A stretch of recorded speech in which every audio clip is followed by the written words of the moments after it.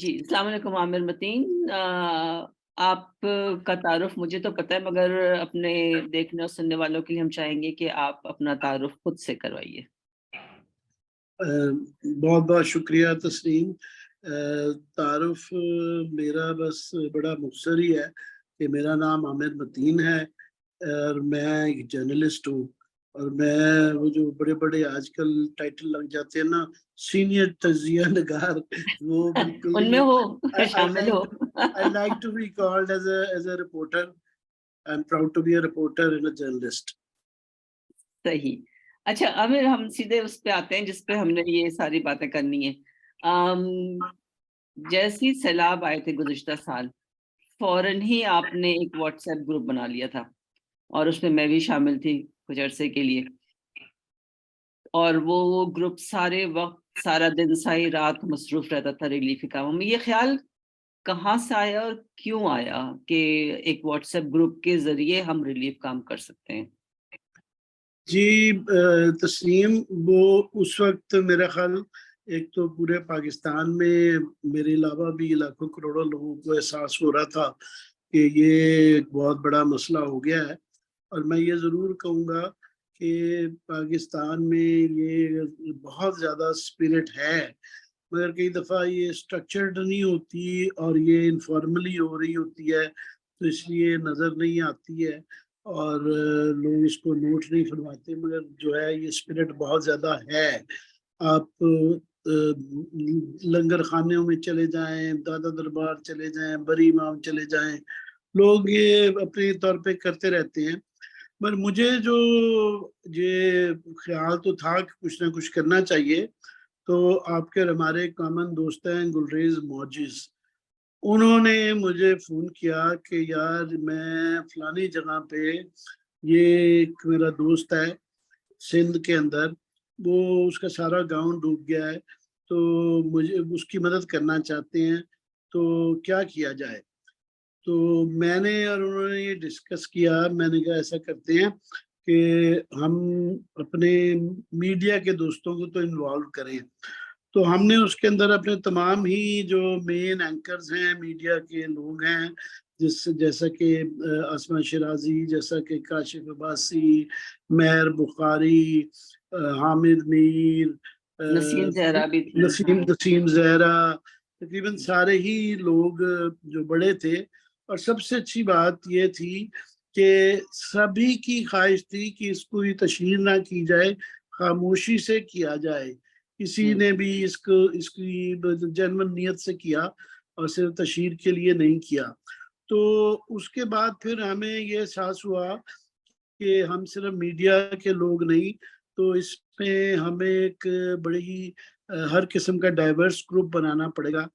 तो फिर हमने आप जैसे लोग जो कि टेक्निकल एनजीओज वगैरह के तजर्बे वाले, फिर जिनको रिहेबिलिटेशन का तजर्बा, फिर आहिस्ता आहिस्ता फार्मास्यूटिकल्स के लोग, क्योंकि जो काफ़ी सारी ज़रूरियात थी, पैसे की सबसे ज़्यादा ज़रूरत थी कि फंड्स कौन देगा।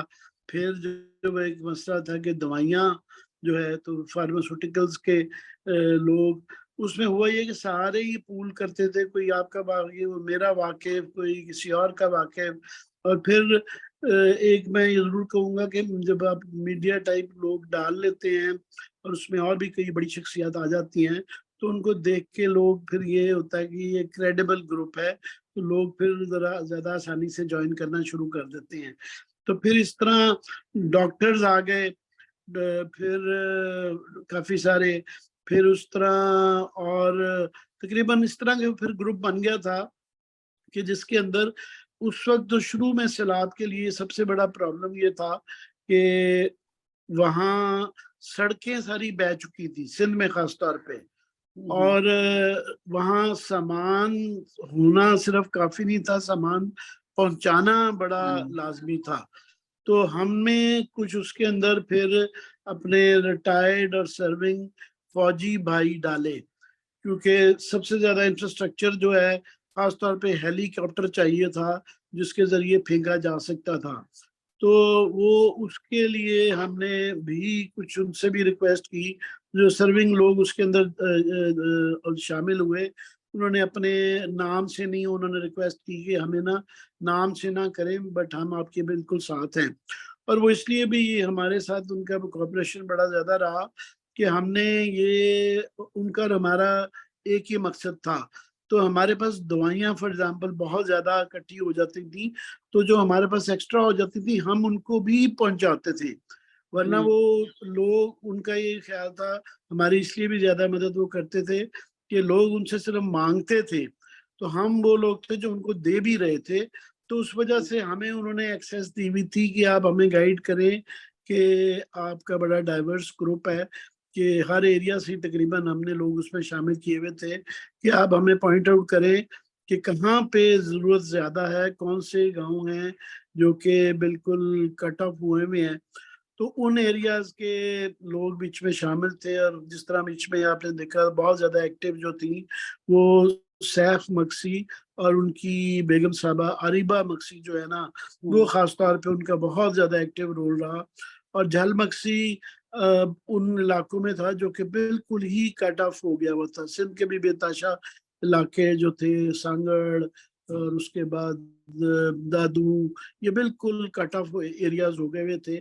तो वहाँ पे फिर वो पॉइंट आउट कर देते थे कि यहाँ पे जो है ना, ये गाँव है, यहाँ पे लोग फँसे हुए हैं और ये हफ्तों से कुछ खाना नहीं पहुँच पाता।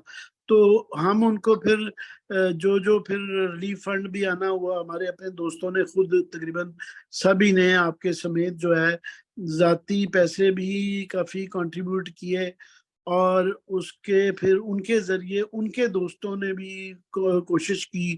कुछ दोस्तों ने इन काइंड दिया कि जिस तरह दवाइयाँ चाहिए, रज़ाइयाँ चाहिए, बिस्तरे चाहिए, मच्छर मार दवाएँ दी।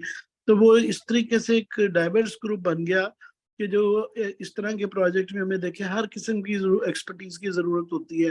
उसमें आपको डॉक्टर्स भी चाहिए, आपको ऐसे भी चाहिए कि जिनकी इंजीनियरिंग स्किल्स हों। फॉर एग्ज़ाम्पल एक जगह पे एक छोटा-सा मसला था, मगर बहुत बड़ा मसला था कि चप्पू नहीं था।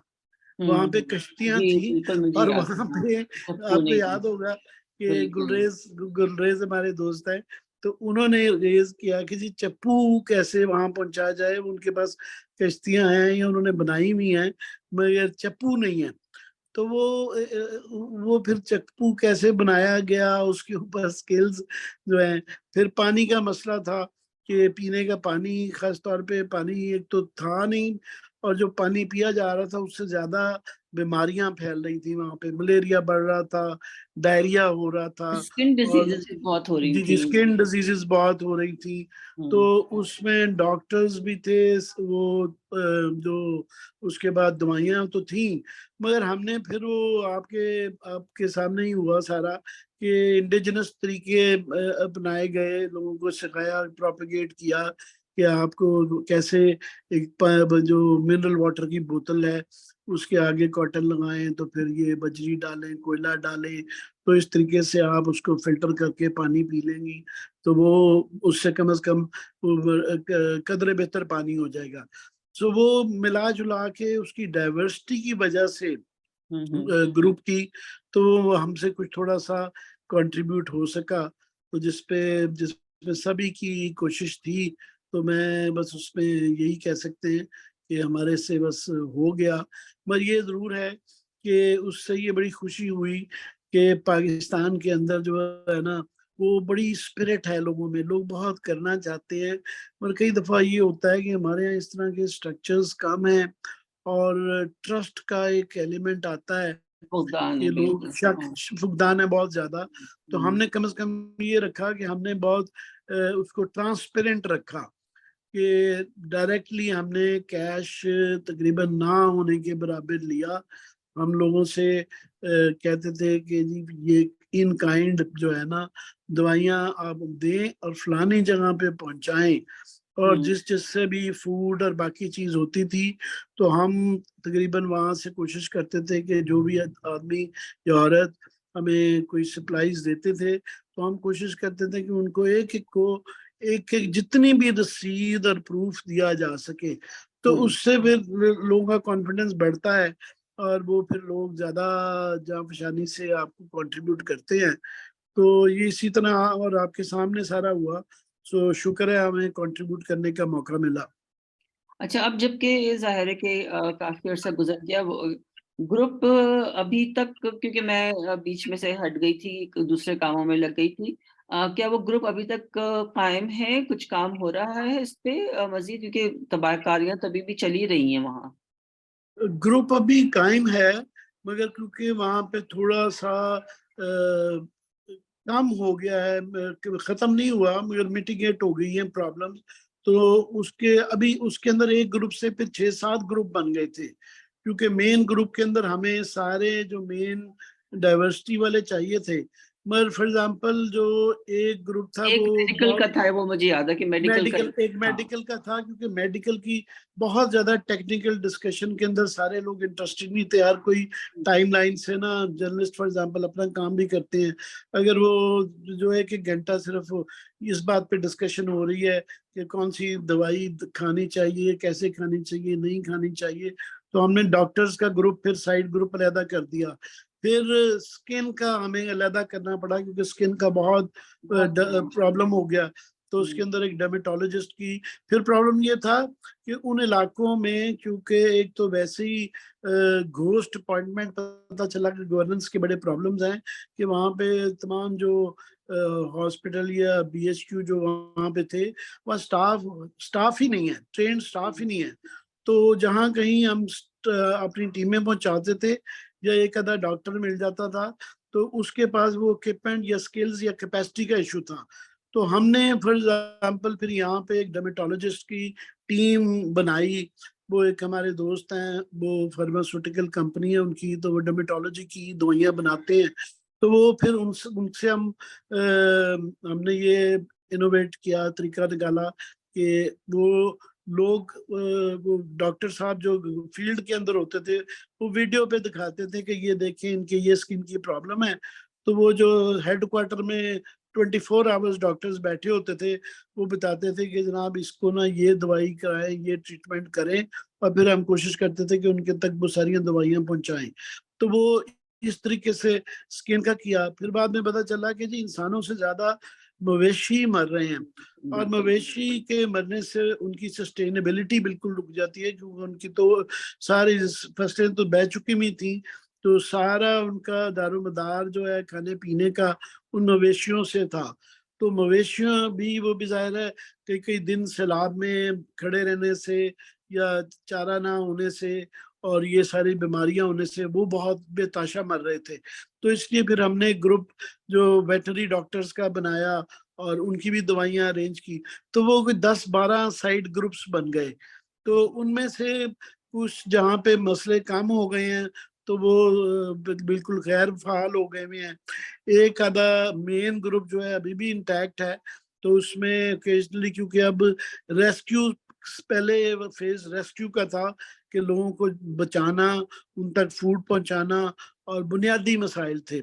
अब ये दूसरा फेज रिहेबिलिटेशन का है कि उनके जो घर तबाह हो गए हैं, तो उनके घर कैसे बनाने चाहिए। तो उसमें कुछ दोस्त रहते हैं, तो हमने उसमें ये अल खिदमत, अखुवत, इनके साथ जो है ना वो राब्ते किए हुए थे ज्यादातर उसको बजाय। मगर कुछ लोग इंडिविजुअली तौर पे भी जो है अभी भी कर रहे हैं, तो वो शेयर करते रहते हैं। कि फिर उसमें होता ये था कि मदद बीच में, क्योंकि हमारे पास इंजीनियर्स भी थे, आर्किटेक्ट्स भी थे और फौजी लोग भी थे, इंजीनियरिंग वाले। तो कि कैसे घर बनाया जाए, इकोनोमाइज कैसे किया जाए। तो उससे फिर जो है एक वो रिहैब का काम अभी चल रहा है, और काफी लोग अभी ये इंडिविजुअली कर रहे हैं। फिर हमने ये जो जिन अदारों के साथ अलखिदमत और अलखुवत जो थी, इनके साथ वो कर्जा देते हैं, बड़ा थोड़ी सी किस्त होती है। उन्होंने कहा जी लोगों को ये आदत ना डालें, उनका ये फलसफा, अखुवत वालों का ये फलसफा है कि उनको आप भीख ना दें, तो उनकी सेल्फ रिस्पेक्ट होती है। दूसरा ये है कि वो फिर थोड़ी थोड़ी किस्त, बिल्कुल ना होने के बराबर किस्त है, तो वो देते रहते हैं over a period of time, 5 साल 10 साल जो है। तो उससे वो फिर रोजगार के भी उनके मौके निकाले जाएं। तो वो सिलसिला रिहैब का भी चल रहा है। अभी चल काफ़ी गाँवों में अख़ुवत के ज़रिए, अल-ख़िदमत के ज़रिए और अफ़राद इनफ़रादी तौर पे बेताशा दोस्त हैं। किसी ने 100 मकान बना लिया, किसी ने 50 का कर दिया, किसी ने 2 मकानों के पैसे दे दिए। तो वो सारा सिलसिला अभी भी जारी है। तो वो शेयर करते रहते हैं। और हुँ, ज़ाहिर है वक़्त के साथ जो है इतना वो फ़ाल नहीं रहा ग्रुप। तो मगर हमने उसको तोड़ा इसलिए नहीं कि उसके उसके रहना चाहिए। खुदा न ख़ास्ता दोबारा कभी कोई मौका ऐसा आ जाए, तो वो एक यूनिक ग्रुप बन गया हुआ है और ज़्यादातर लोगों ने उसे उसे छोड़ा नहीं है। वो अभी भी ग्रुप का हिस्सा है, हालाँकि इतना फ़ाल नहीं है, मगर वो इसी नियत से सारे लोग बीच में हैं कि इसको एक परमानेंट चीज़ ही रखें हुँ। कि आज कोई और कल को खुदा न ख़ास्ता मसला हो जाए, कोई कॉज़ हो जाए, तो ये इसको दोबारा फ़ाल किया जाए। अच्छा, इस तरह के ग्रुप के व्हाट्सएप पे पूरा रिलीफ का काम चल रहा हो और पूरे मुल्क में चल रहा हो, आमिर ऐसी कोई मिसाल हमें कहीं और से मिलती है? कहीं और दुनिया में हर जगह ही आफ़ात आती हैं, कुदरती आफ़ात और तबाहियाँ आती हैं। तो ऐसा कोई ग्रुप आप के ज़हन से या नज़र से गुज़रा है जहाँ पे इसी किस्म का काम हुआ हो, जो आप जिस तरह से आपने ये ग्रुप बनाया और ये इतना मतलब फैलाव इसका इतना बढ़ा कि इसमें 10 मज़ीद ग्रुप आपको छोटे-छोटे बनाने पड़ गए। ऐसा कुछ हुआ है कहीं और? तस्लीम आई एम श्योर बहुत सारे लोग अपने तौर पे हमारी तरह खामोशी के साथ कर रहे होंगे, पर हमें ये बड़ी कामयाबी रही कि हम हमारा स्केल बहुत बढ़ गया था। हुँ, फॉर एग्ज़ाम्पल हमारे सिर्फ़ एक कंट्रीब्यूटर ने जो है वो कोई 5-10 करोड़ रुपए की दवाइयाँ दी हमें सिर्फ़। हुँ, तो वो हमारा स्केल अगर मैं गिनना चाहूँ कि पैसे जितने जो रिफ़ॉर्म वर्क हम कर पाए, तो मेरा ख़्याल वो कोई 50-60 करोड़ रुपए से ज़्यादा की दवाइयाँ और ये चीज़ें हम कर पाए और पहुँचा पाए। हमारे पास वो जबकि मैंने पूरे पाकिस्तान में मैंने जिस तरह बताया कि सिर्फ़ हमारे पास एक्सेस थी कि एयरपोर्ट हमारा राब्ता था एयरफोर्स वालों के साथ कि पिंडी बेस पे, तो हम दूसरों की भी हेल्प कर रहे थे ग्रुप्स की जिन्होंने माल इकट्ठा कर लिया था, सामान इकट्ठा था मगर पहुँचाया नहीं जा पा रहा था क्योंकि सड़कें नहीं थी। तो वो हम अपने सामान के साथ उनका सामान भी जो है पिंडी में, कराची में जहाँ-जहाँ भी एयरफोर्स की बेसेस थी, तो वो उनको जो है वहाँ पे पहुँचा देते थे। तो वो सबका सामान वहाँ पहुँच जाता था। तो आई एम श्योर और लोग भी कर रहे होंगे, पर हमारे जैसे मुल्कों में फ़र्क ये होता है कि लोग थोड़ी-सी एक आदत पड़ जाती है लोगों की कि हर चीज़ गवर्नमेंट करेगी।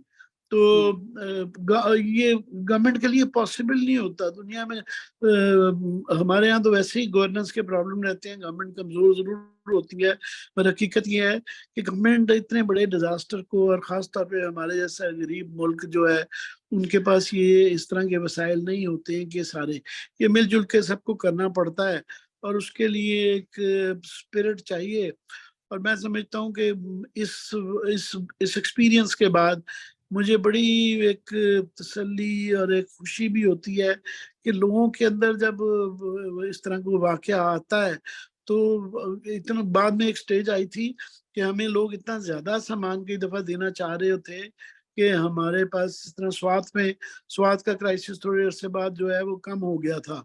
हुँ, तो हुँ, हमें रोकना पड़ रहा था कि जनाब ये हमें यहाँ पे नहीं चाहिए, हमें सिंध में चाहिए है। तो वो सही, मगर कमी नहीं हो रही थी। जहाँ हम डिमांड पेश कर देते थे कि जी हमें क्वेटा में फॉर एग्ज़ाम्पल एक हना वैली है। वहाँ पे हर जगह की डिफरेंट प्रॉब्लम्स थी ना। सिंध हुँ, की हुँ, अपनी प्रॉब्लम थी, वहाँ बीमारी थी, वहाँ पे मवेशी थे, वहाँ पे खाना नहीं पहुँच रहा था। बलूचिस्तान की भी इसी तरह की प्रॉब्लम थी, उधर मवेशियों का बहुत ज़्यादा क्योंकि लोग उस पे डिपेंड करते हैं। क्वेटा के अंदर प्रॉब्लम था कि वहाँ सर्दी शुरू हो गई थी, वहाँ अन्ना लेक में हुँ, के इर्द-गिर्द जो अन्ना वैली है, वो बिल्कुल कट ऑफ हो गई थी। तो वहाँ रज़ाइयाँ पहुँचाना और इस किस्म का ख़ैमे पहुँचाना बड़ा इम्पोर्टेंट था। तो साउथ ऑफ पंजाब की एक अपनी प्रॉब्लम थी। तो हर नौइयत की थी, तो होता ये था कि जिस तरह आप, मैं या कोई दोस्त जो है पार्टिसिपेंट ये एक प्रॉब्लम डाल देता था कि जी हमें फलानी जगह पे जो है ये इतने नेट्स की जरूरत है, या इतनी दवाई की जरूरत है, या खाने की जरूरत है, या फलानी रिलीफ आइटम की जरूरत है, तो वो फिर कोई ना कोई जो है ना वॉलंटियर आ जाता था। तो कि जी मैं आपके लिए, अच्छा मेरा फलाना दोस्त कराची में है, तो दादू में वो कैसे पहुंचाना है, तो कोई कर देता था जी मेरी वहां पे ट्रांसपोर्ट है, तो वहां से लेके मैं वहां पहुंचा देता हूँ। तो वो एक नेटवर्किंग की वजह से एक हम हमें ये मौका मिल जाता था कि हम ये कर पाते थे कि सब मिलजुल के प्रॉब्लम्स का सलूशन निकल आता था। जो सबसे बड़ा हाँ, ये नहीं सिर्फ होता कि आप बता रहे हैं कि ये मसाइल हैं, इसका हल भी आप निकाल लेते हैं। वसाइल से ज्यादा मसला होता है वसाइल को पहुंचाना और हम्म, प्रॉब्लम का सलूशन निकालना। तो सही। उसके लिए डाइवर्सिटी बड़ी जरूरी है कि लोग हर किस्म के आए और वो उसमें करें। तो हमें ये बड़े हम लकी रहे कि हमारे ग्रुप में ऑटोमेटिकली वो होता ये रहा कि फॉर एग्जांपल एहसास हुआ कि हमें इंजीनियर की जरूरत है, तो मैंने कहा जी भी किसी का अगर दोस्त कोई इंजीनियर है तो उसको ग्रुप में शामिल करवाएं। तो वो कोई ना कोई इंजीनियरिंग का वॉलंटियर आ जाता है। तो हम्म, बस वो ये इसलिए, मगर मैं एक जरूर कहना चाहूंगा कि इसमें दोनों चीजें हैं। ये भी है कि पाकिस्तान में स्पिरिट बड़ी है, लोगों के ऐसे मुश्किलात भी आते हैं, पर जनरली वैसे हमारे ये वॉलंटियर करने का कल्चर नहीं है। ये क्राइसिस के अंदर जरूर आ जाता है, पर जनरली नहीं है। फॉर एग्जांपल दुनिया भर में जब रिटायर्ड लोग होते हैं या लोग जब फारिग होते हैं, तो वो लाइब्रेरी में वॉलंटरी काम करते हैं। जापान में जो है बूढ़े लोग आते जाते वो पार्क के अंदर से खुद ब खुद सफाई शुरू कर देते हैं या कोई ना कोई काम ढूंढते हैं। और हम्म, उसकी एक तो उनकी गवर्नमेंट भी सपोर्ट इन चीज़ों को करती है, एजुकेट भी किया जाता है, फिर उनकी सोसाइटी में उनके कल्चर का ये हिस्सा बन गया हुआ है। हमारे यहाँ ये कम है जो इसका कल्चर जो है हम ना वॉलंटियर हम करने का। हम ये कह सकते हैं कि हम उसी वक्त एक्टिव होते हैं जब कोई आफत आती है, उस वक्त हम जी जी जी। यूनाइटेड यूनाइटेड भी हो जाते हैं। कोई आफत आए, कुदरती आए, चाहे कोई मैन मेड आए, मतलब ह्यूमन मेड आए, कि उस वक्त हम सारे इकट्ठे हो जाते हैं। आपके इस पूरे ग्रुप में तो मुझे जिस चीज की कमी महसूस हुई थी वो खवातीन के इश्यूज पे हुई थी। और मैंने एक छोटा सा वीडियो भी बनाया था कि 2005 के ज़लज़ले से लेकर अब तक हम ख़वातीन की जो ज़रूरत है, ख़ास तौर पे जो उनकी पीरियड्स के मसाइल हैं या फिर उनकी प्रेगनेंसी के मसाइल हैं, उस पे हमारे रिलीफ वर्क जो है बहुत कम तवज्जो देता है। और मुझे लगा एकदम से उस पे हलचल भी मची, फिर थोड़ा-सा काम भी होने लगा। तो आपके क्या ख़्याल है कि हमें इस पे ज़्यादा ज़ोर देना नहीं चाहिए कि ख़वातीन आधा हिस्सा हैं इस आबादी का, तो उनकी ज़रूरियात को भी उतना ही संजीदगी से लिया जाए? क्योंकि बाज़ जगह पे बड़े गैर संजीदा कमेंट्स आए थे जिसमें ये था कि अगर ख़वातीन के लिए आप सैनिटरी नैपकिन्स का पैक रखना चाह रहे हैं रिलीफ उसमें, तो फिर मर्दों के लिए शेविंग किट्स भी रखें। मतलब इस किस्म के भी कमेंट्स थे। तो आपका क्या ख़्याल है कि हमें तरबियत इस पे भी देनी चाहिए कि भई ख़वातीन की ज़रूरियात जो हैं, वो मर्दों से मुख्तलिफ हैं, वो आफ़ात हो या ना हो, वो चलती रहती हैं, क्योंकि ना आपके ख़वातीन की पीरियड्स रुकेंगे और ना उनकी प्रेगनेंसी रुकती है। तस्लीम आपकी उसमें बड़ी कंट्रीब्यूशन थी कि आपने वो वाले पॉइंट्स रेज किए, क्योंकि खवातीन ज़्यादा अफेक्ट होती हैं इस तरह के क्राइसिस में। कि फॉर एग्जांपल जो है आपको टॉयलेट के लिए जाना है, तो वो एक सिक्योरिटी का मसला है।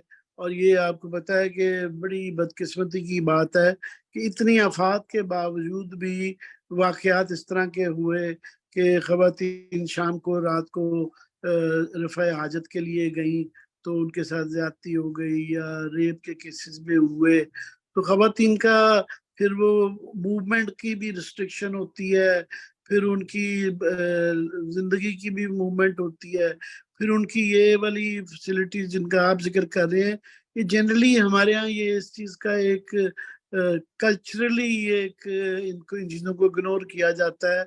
और क्योंकि ये पीरियड का लफ्ज भी जो है ना वो उसके लिए इशारे रखे होते हैं।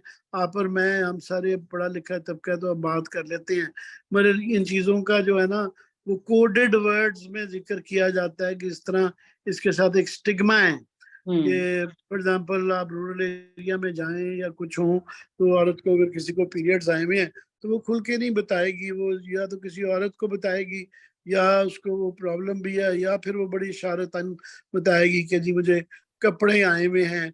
और वो बड़ा ये इस चीज़ का सो ये एक कल्चरली हमारे यहाँ है इस चीज़ का कि इवन प्रेगनेंसी के हवाले से भी यही चीज़ें हैं कि लोग खुल के बात करना नहीं पसंद करते।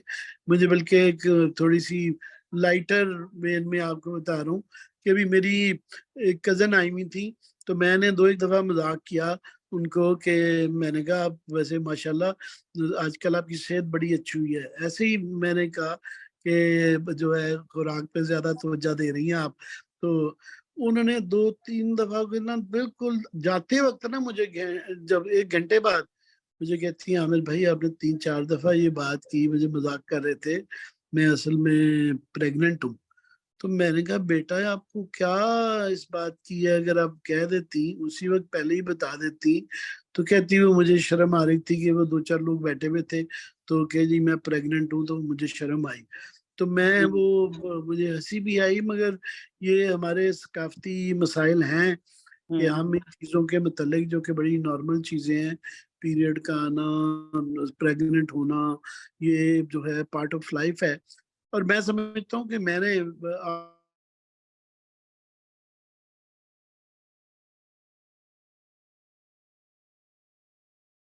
आमिर आपकी आवाज खत्म हो गई है इसमें।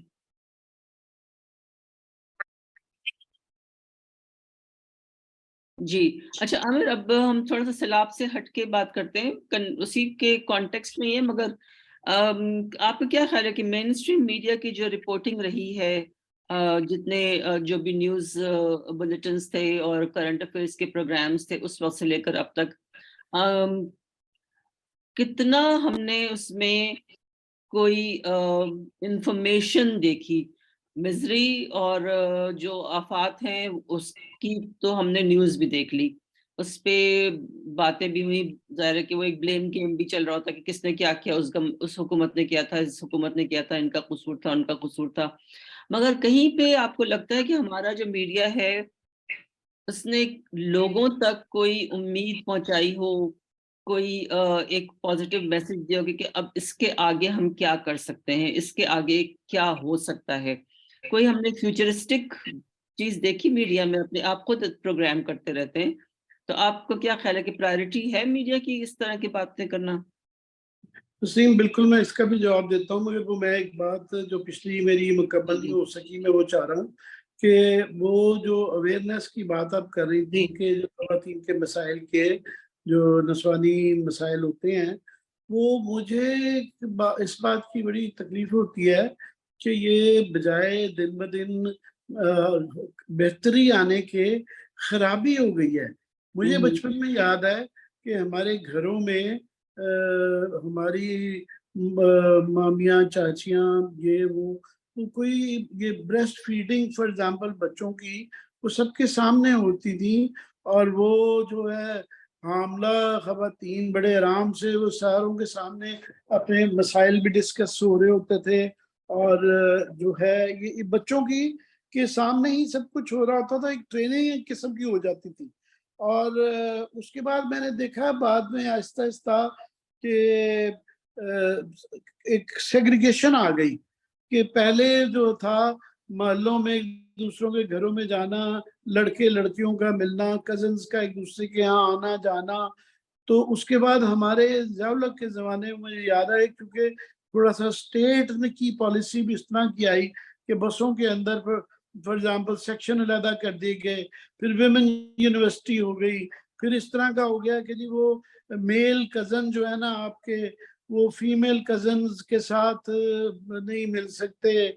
और वो एकदम से ये इकट्ठे वो उसमें सकाफ़ती तौर पे हम आगे जाने की बजाय पीछे गए कि अब ये इमेजिन नहीं किया जा सकता आजकल के दौर में कि कोई खातून जो है वो पब्लिकली या इवन फैमिली के अंदर बैठी हुई जो है, ये तो नहीं उस जमाने में भी खास पर्दा रख के किया जाता था ये, मगर अभी ये बिल्कुल भी ये नजर ही कभी नहीं आता, और ये इमेजिन नहीं किया जा सकता कि ये एक ब्रेस्ट फीडिंग दुनिया की खूबसूरत तरीन चीज है कि माँ का बच्चे को दूध पिलाना जो है, तो उस जमाने में भी जाहिर है दुपट्टा मेडिकली भी बहुत और जरूरी है। बड़ा जरूरी भी है, और उस जमाने में भी हल्का सा पर्दा रख के दुपट्टा रख के वो किया होता था, मगर वो कोई उस चीज के पे कोई हैरान परेशान या किसी को वो नहीं होती थी। अब अनइमेजिनेबल है, वो देखा ही कभी नहीं गया कि ये हो सकता हो।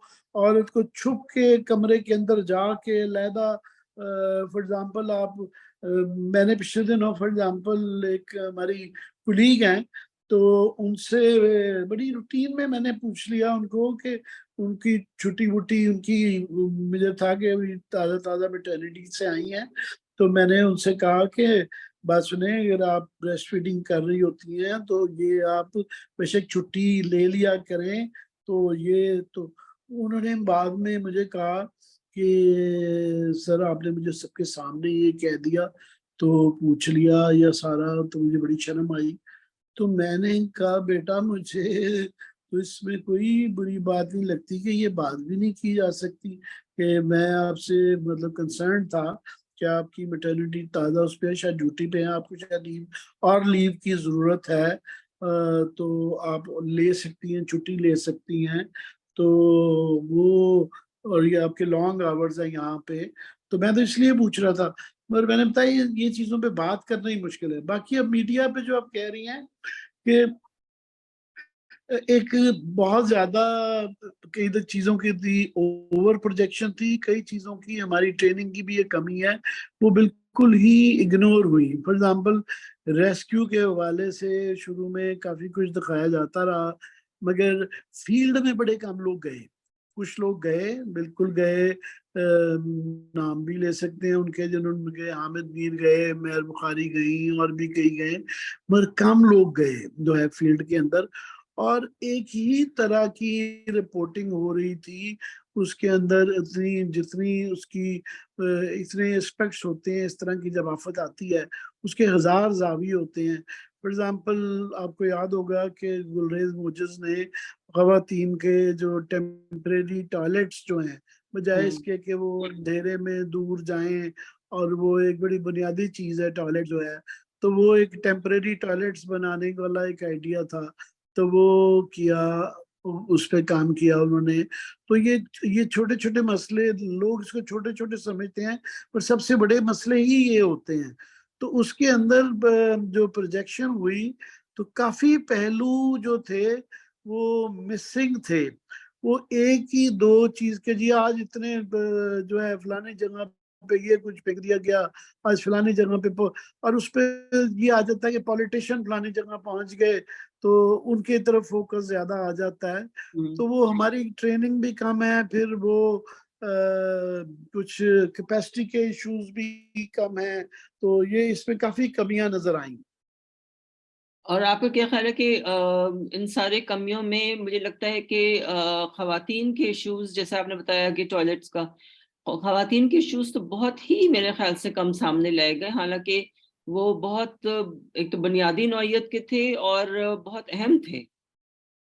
जी बिल्कुल आप सही कह रही हैं कि खवातीन के इश्यूज जो इवन जो हैं, खवातीन गई फील्ड्स में, मेरे ख्याल से उन्होंने भी खवातीन से इतनी बातें नहीं की कि उनके मसाइल पूछे जा सकें।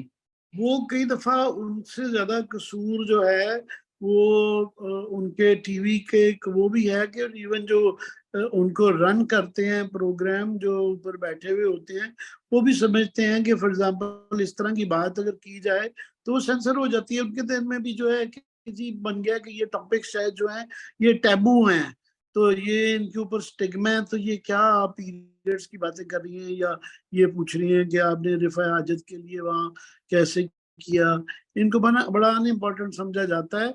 और मैंने तो कहा जो सबसे इसका बदकिस्मत पार्ट ये था कि इसके अंदर इसका बल्कि उल्टा उल्टा एक तो ये आफत चल रही थी, मतलब इस दौरान में जो क्राइम हुआ अगेंस्ट वेमेन, और वो उतना रिपोर्ट नहीं हुआ जितना कि एक्चुअल हुआ जो है। ये बड़े चंद वाकयात आए, तो मेरा ख्याल है, मेरा अंदाजा है कि इससे ज्यादा, क्योंकि काफी फैमिलियां उजड़ गई, बिखर गई, मर्द नहीं थे, तो हमारे यहाँ सिक्योरिटी के लिए जो है मर्द की बड़ी जरूरत होती है। तो वो खवातीन कई जो हैं उठाई गई, रेप के वाकयात हुए, और बहुत कुछ हुआ, वो बड़ा अंडर रिपोर्टेड रहा। सही। अच्छा Aamir, being a journalist for so long, मुझे सिर्फ ये पूछना था कि हमारे यहाँ एक ट्रेंड सा बन गया है कि द लाउडर द बेटर। जितना ज्यादा आप ऊंचा बोलेंगे, जितना ज्यादा आप शोर मचाएंगे, इवन खबरनामे में हो या करंट अफेयर्स में हो, बहुत कम ऐसा होता है कि बहुत आराम से सुलझा के बात की जाती है।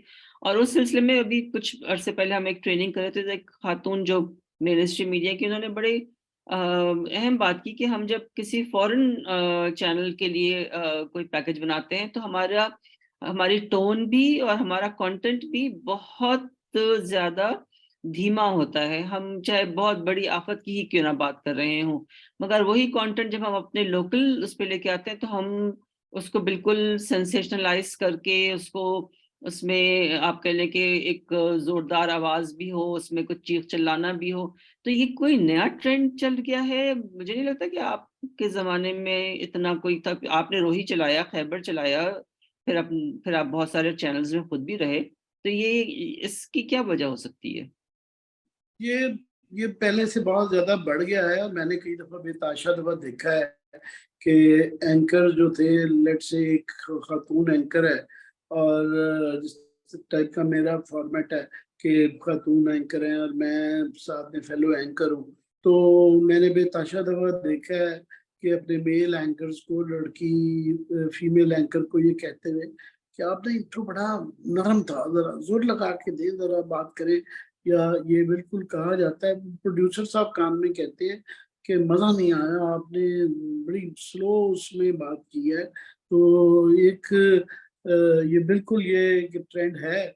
और आप देखें कि वहाँ पे उल्टा बायर जो होता है, वो तो वहाँ तो ये भी ट्रेंड, ये भी जो एक खास ट्रेंड बड़ा अच्छा आ गया हुआ है, काफी अच्छे से आ गया हुआ है, कि जिस तरह के लोग आम जिंदगी में होते हैं उस तरह ही दिखाया जाए, ताकि लोग उनके साथ अपने आप को आइडेंटिफाई कर सकें। For hmm. एग्जांपल सीएनएन में आपने देखा ही है कि वो खातून जो उनकी प्रेग्नेंट होती हैं, वो थ्रू प्रेगनेंसी के दौरान में वो आती रही कि ये भी एक जिंदगी की हकीकत है, ये नहीं कि सिर्फ जो है खूबसूरत और स्मार्ट, और जब वो बिल्कुल मेकअप करके बैठी हों। और कई चैनल्स में तो मेकअप को अब तकरीबन बंद कर दिया गया है कि जिस तरह की वो हैं वो वैसे ही नजर आनी चाहिए। और कई चैनल्स में बेतहाशा आपको हर किस्म की, कोई अगर फरबा जिस्म की हैं वो भी आती हैं, और कोई बूढ़ी भी ज्यादा उम्र की भी आती हैं। तो हमारे यहाँ एक बड़ा स्टीरियोटाइप बन गया है कि यंग, खूबसूरत, overly made up and shouting and वो जो, मैं लफ्ज ये यूज नहीं करता क्योंकि ये बुरा सा लफ्ज है, मगर वो जो अंग्रेजी में एक ये कहा जाता था, डम ब्लॉन्ड जो है ना, तो वो समहाउ उसकी तरफ कोशिश की जाती है कि जी उनको इस तरह की ही काम में रखा जाए, कंटेंट वाइज भी, कि जिसके अंदर वो अपना दिमाग ना इस्तेमाल करें, और वो साथ में बस उनकी खूबसूरती पे फोकस ज्यादा दिया जाए। अच्छा, नहीं, दूसरा ये कि जो इतना इवन मेल एंकर्स जो हैं, मुझे लगता है वो भी कुछ ओवर ड्रेस्ड ही होते हैं। नॉर्मल एक ड्रेस, एक पाकिस्तानी का, एक आम पाकिस्तानी का शायद वो नहीं होता। तो सिर्फ खवातीन की तरफ ही नहीं, मेरे ख्याल से कुछ तवज्जो मर्दों पे भी हमें देनी चाहिए कि उनकी ड्रेसिंग भी, ताकि लोग रिलेट कर पाए। आप रोज एक नई कीमती टाई लगा के और एक डिजाइनर जैकेट पहन के अगर आप आएंगे, तो लोगों को तो ये लगेगा ना कि ये हमसे थोड़ा अलग हैं। आप अगर एक टी शर्ट में हैं, या जिसको शायद नॉन सीरियस समझा जाए, मगर वो एक रियलिटी है कि हम आम जिंदगी में ऐसे ही होते हैं। तो मेरा ख्याल है कि मर्दों को भी हमें थोड़ा-सा इस तरफ लाना चाहिए कि ड्रेसिंग उनकी भी कैसी हो कि वो नियर टू रियलिटी लगे और ये लगे कि हाँ हम आप में से ही हैं। हर पाकिस्तानी जो है वो डिज़ाइनर शर्ट्स नहीं पहनता, हर पाकिस्तानी डिज़ाइनर टाई भी नहीं पहनता रोज़ाना। तो मेरा ख़्याल है कि थोड़ी-सी तवज्जो हमें इधर भी देनी चाहिए। मैं कंटेंट की बात असल में ज़्यादा कर रही थी कि कंटेंट हमारा जो है सेंसेशनल भी बहुत ज़्यादा होता जा रहा है और मुझे लगता है कि रिपिटेटिव भी बहुत है क्योंकि कोई नई बात नहीं हमें हमें जैसे मैंने पहले कहा था फ्यूचरिस्टिक हमें अप्रोच नज़र नहीं आती कि अभी तो ये है, इसके आगे क्या है?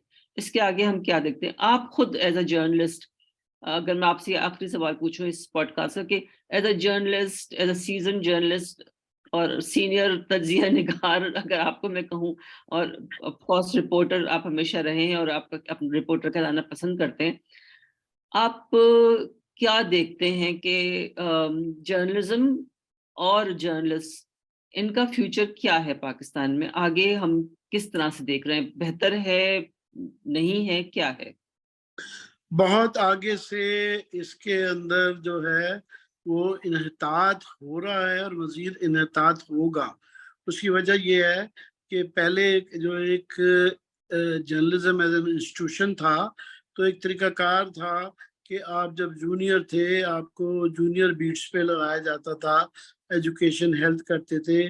जो फॉर एग्ज़ाम्पल फ़ॉरेन ऑफ़िस में आपका 20 साल का तजुर्बा हो तो आपको फिर भेजा जाता था इस तरह कोर्ट रिपोर्टिंग के लिए कि आपका एक्सपीरियंस कि आप जाके समझ सकें।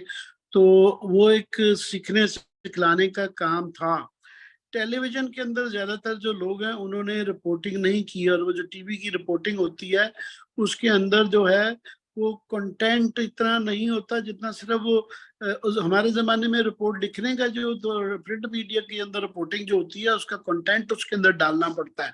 ये एक रटा-रटाया चलता है और मुझे ये बड़ी बात कहते हुए मैं कम दोहराता हूँ उसको, मगर हकीकत ये है कि हमारे 95% हम उस जनरेशन में से हमें मौका मिला कि हमारे उस्ताज़ा थे और एक न्यूज़ रूम का कल्चर होता था जिसमें सीनियर्स जो है जूनियर्स को सिखाना चाहते थे और सिखाते थे और जूनियर्स भी सीखते थे।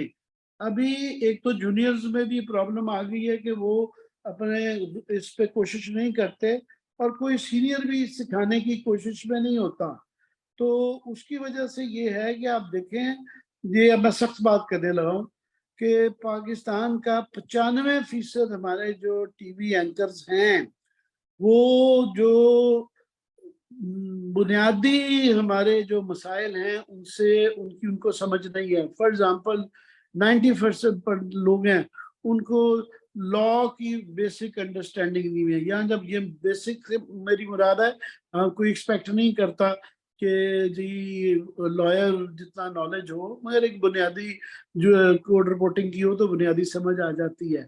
उनकी जो है पार्लियामेंट की ट्रेनिंग, उनकी फॉरेन ऑफिस की अंडरस्टैंडिंग, उनकी ज़राअत के मतलब, उनकी इकोनॉमी के मतलब, जब ये जो है 5-7 ये मेजर जो इश्यूज आपके निकल जाते हैं, तो फिर वो टॉक शोज जो हमारे होते हैं, वो आप क्या कह रहे हैं, आप क्या कह रहे हैं, ही सेड शी सेड में रहता है और वो एक दूसरे की लड़ाई करवाते रहते हैं क्योंकि उनकी कैपेसिटी का इश्यूज है, तो वो इन इश्यूज की गहराई में नहीं जा सकते क्योंकि उनकी ट्रेनिंग एज अ जर्नलिस्ट नहीं हुई होती।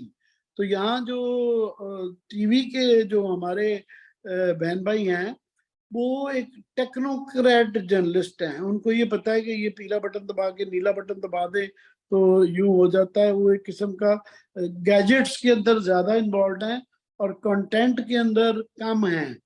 तो उनकी ये जो थी ना बीट रिपोर्टिंग का भी एक कल्चर चेंज हो गया है कि फॉर एग्जांपल अगर कोई पॉलिटिकल पार्टी का बीट रिपोर्टर है तो वो समझता है कि मैं उस पार्टी का वर्कर बन गया हूँ और वो हमेशा फिर एक उसकी प्रॉब्लम भी होती है अगर वो नहीं उस पार्टी के ऊपर क्रिटिकल होता तो उसको एक्सेस नहीं मिलती है।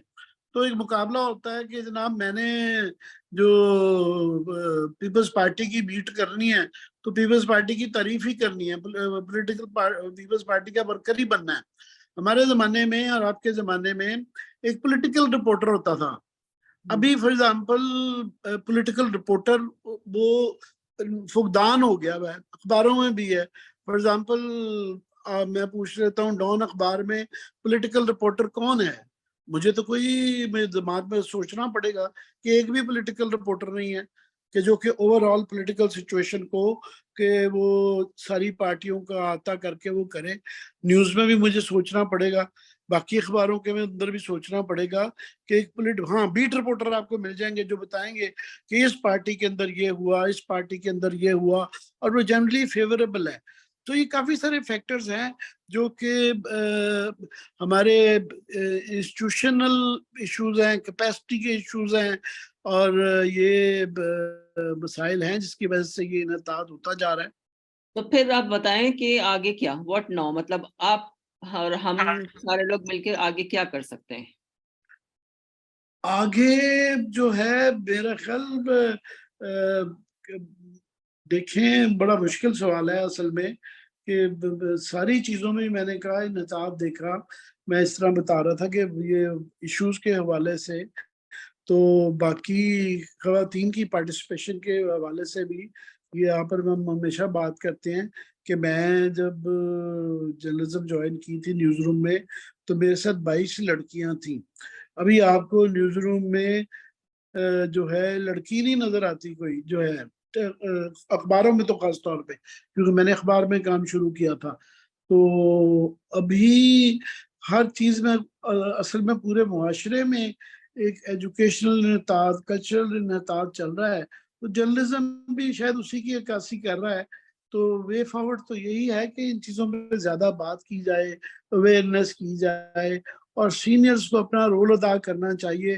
कि मैं इस चीज़ में बड़ा एजाज अपना समझता हूँ कि मेरा सबसे बड़ा जिंदगी का मैं समझता हूँ अचीवमेंट ये है कि मैं ट्रेनर हूँ। मैंने 600 के करीब बच्चे जो है, मैंने जहाँ भी शुरू किया, 2-4 नए अदारे किए, खैबर टीवी किया या रूई किया, तो 200-250 नया बच्चा लाए, मजाफात से अक्सर लाए, लड़के लड़कियां लाए, जेंडर बैलेंस रखा और उनको सिखाने की कोशिश की।